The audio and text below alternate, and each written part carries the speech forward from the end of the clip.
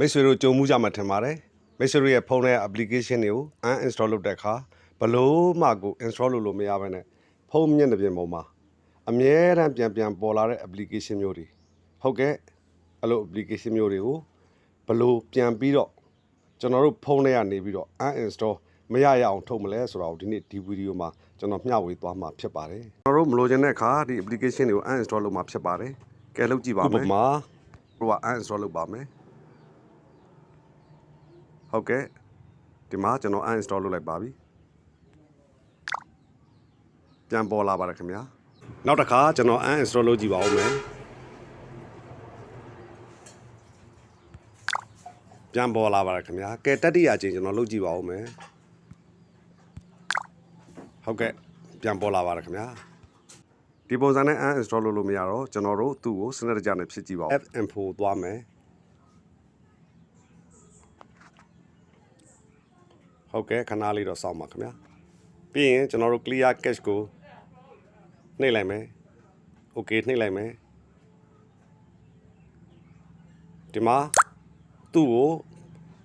ကိုဘာမှလှုပ်လို့မရအောင် full stop ဆိုတော့ကျွန်တော်နှိပ်လိုက်ဦးမယ် okay ပြီးတဲ့အခါပြန်ထွက်ပြီးတော့ကျွန်တော် uninstall ပြန်လုပ်ကြည့်ပါဦးမယ်ပြန်ပေါ်လာပါတယ်ခင်ဗျာအဲ့ဒီ application မျိုးတွေကလို့ကျွန်တော်တို့ခွင့်ပြုခဲ့တဲ့ application တွေဖြစ်ပါတယ်ကျွန်တော်တို့ဖုန်းရဲ့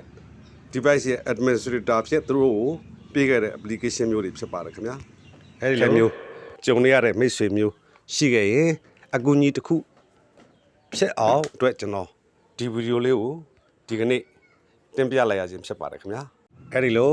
application ကို uninstall လုပ်ဖို့အတွက်ပထမဦးစွာကျွန်တော်တို့ setting ကိုသွားရမှာဖြစ်ပါတယ် setting မှာဖုန်းမျိုးစားကိုလိုက်ပြီးတော့ကွဲပြားခြားနားနိုင်ပါတယ်ခင်ဗျာ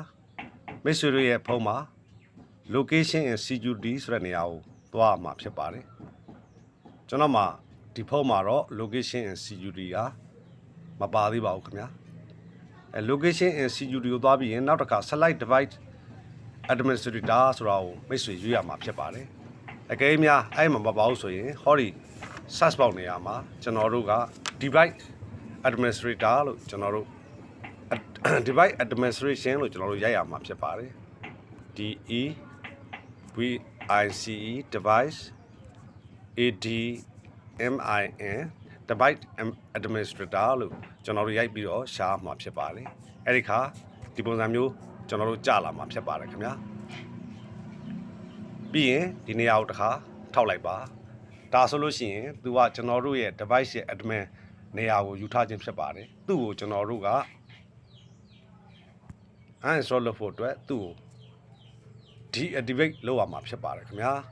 ဒီ deactivate this device admin app ဆိုတဲ့နေရာကိုနှိပ်လိုက်ပါပြီးရင်သူ့ကို uninstall လုပ်ရမှာဖြစ်ပါတယ်ဟုတ်ကဲ့သူ့ကို uninstall လုပ်လိုက်ပါပြီ